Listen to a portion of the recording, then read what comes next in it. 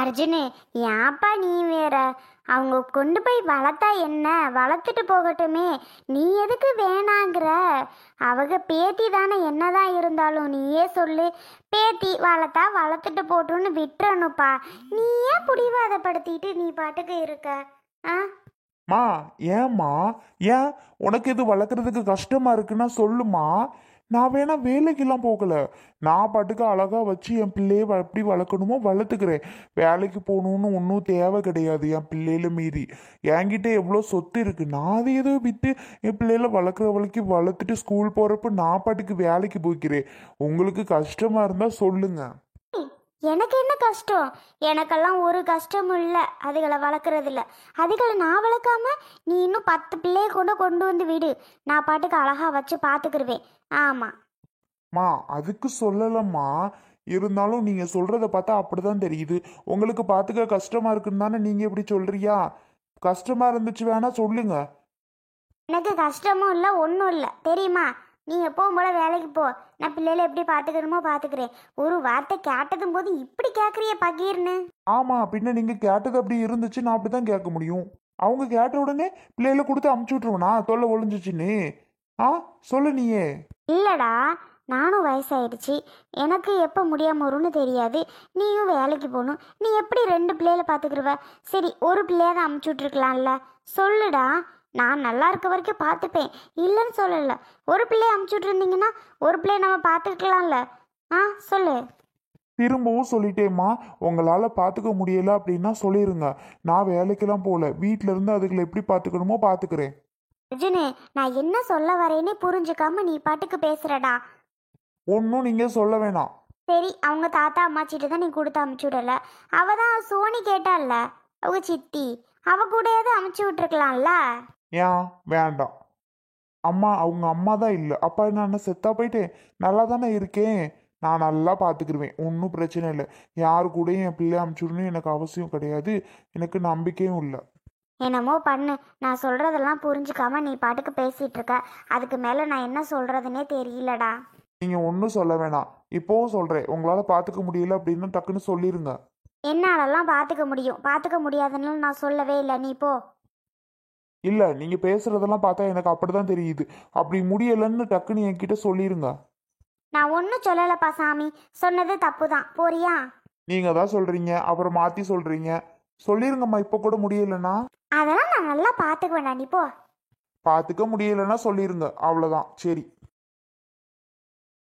ஏன் அம்மா, ஒரு வார்த்தை கேட்டதும் போது என்ன கோவப்படுறான். இவங்கிட்ட ஒரு வார்த்தை கூட நம்மளால பேச முடியலையே. என்ன கேட்டேன்? வேற யாருக்கிட்டேயுமா கொடுத்து அனுப்பி விட்ற? அவங்களோட தாத்தா, அவளோட அம்மாச்சி, அவங்கள மீறிய நான் யாரை நல்லா பார்த்துக்க முடியும்? அவங்க நல்லா பார்த்துக்காமையா இருப்பாங்க? அது புரியல இந்த அர்ஜுன் பயலுக்கு.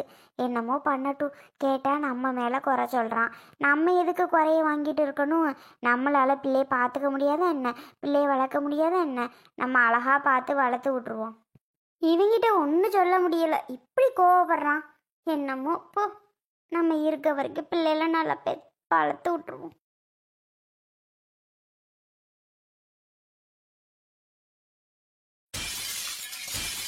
யார் ராமி நம்ம லாரியில வந்து மோதனவே?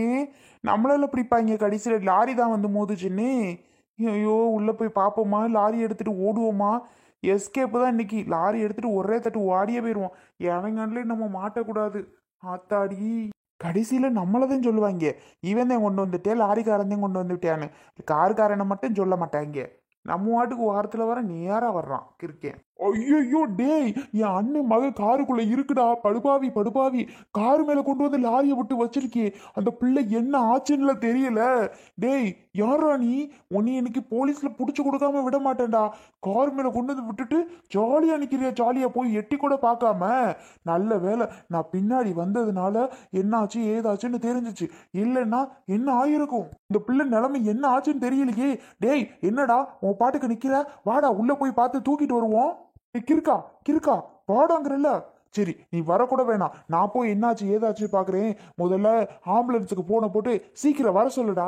கிறுக்கு பையன் நிக்கிறான் பாரு, நல்லா மூஞ்சி மொகர கட்டையும், கை காலெல்லாம் என்னமோ எழுதி வச்சிருக்கேன். கிறுக்கேன் கிறுக்கேன். இதனால சத்யா என்ன ஆச்சுன்னு தெரியல. இருடா, பார்த்துட்டு உனக்கு பேசுறேன். சீக்கிரம் போன போடு. அது சரி, வந்தேன்.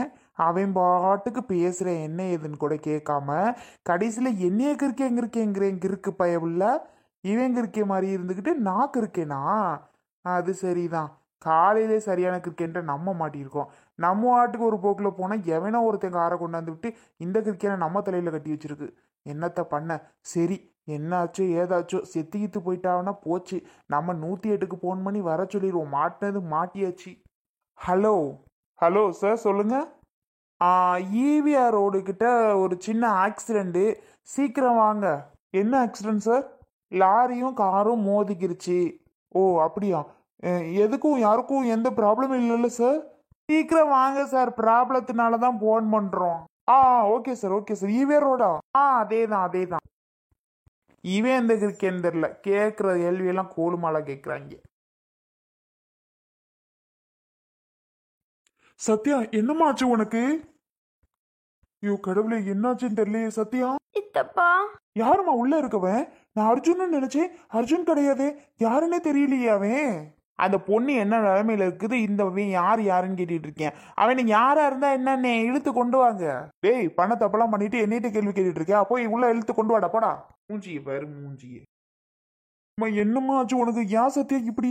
யாரோட சத்யா வந்தா? அவன் யாரு? பிள்ளைங்க யாரையுமே காணும். சித்தப்பா, சித்தப்பா. என்ன சித்தப்பான்னு மட்டும் சொல்லுது இந்த பிள்ளை. கடவுளே, என்ன ஆச்சுன்னு தெரியலையே. சீக்கிரம் ஆம்புலன்ஸ் வந்தாவது ஏத்திட்டு போயிடலாம். சித்தப்பா, என்னம்மா ஆச்சு உனக்கு? என்ன இந்த பிள்ளை ஒண்ணுமே பேச மாட்டேங்குது? நம்ம அர்ஜுனுக்கு ஃபோன் பண்ணி டக்குன்னு சொல்லிட வேண்டியதுதான். வேற வழி இல்லை. நம்ம பாட்டுக்கு அசால்ட்டா இருந்தோம்னா தப்பு. சித்தப்பான்ட்டே சொல்லிட்டு இருக்கு. இந்த பிள்ளைக்கு ஞாபகம் எதுவும் இல்லையே, என்னமோ தெரியல. ஏற்கனவே ஞாபக மறதியில தானே இருந்துச்சு. இப்போ என்ன ஆச்சு? ஏதோ மயக்கத்துல தான் இருக்கோ என்னமோ. டக்குன்னு அர்ஜுனுக்கு ஃபோன் பண்ணி வான்னு சொல்லிடுவோம்.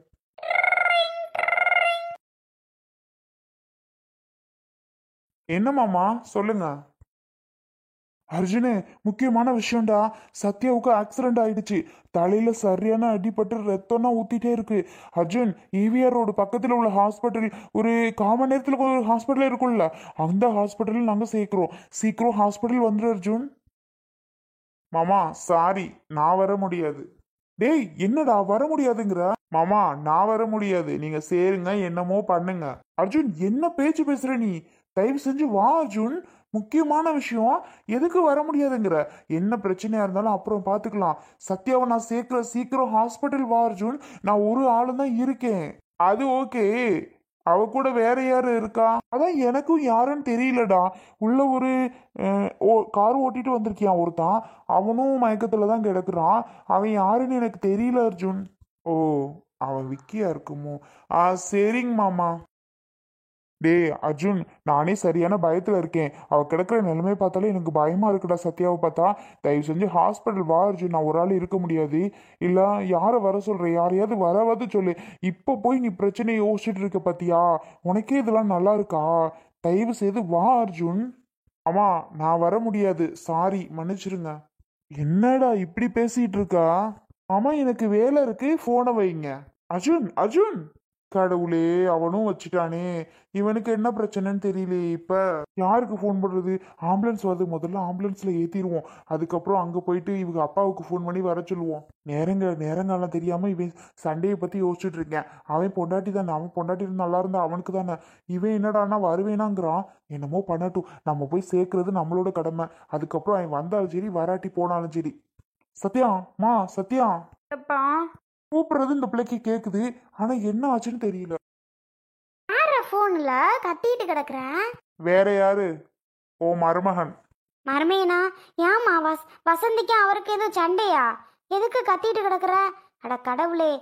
சண்டையெல்லாம் ஒன்றும் இல்லை. சத்யா இருக்கே, அது பேரு சொல்லவே எனக்கு வெக்கமா இருக்குமா. கார்ல போகும்போது ஆக்சிடென்ட் தான். இவர் பின்னாடி வந்திருப்பாரு, என்னமோ தெரியல. இவர் பார்த்துருக்காரு.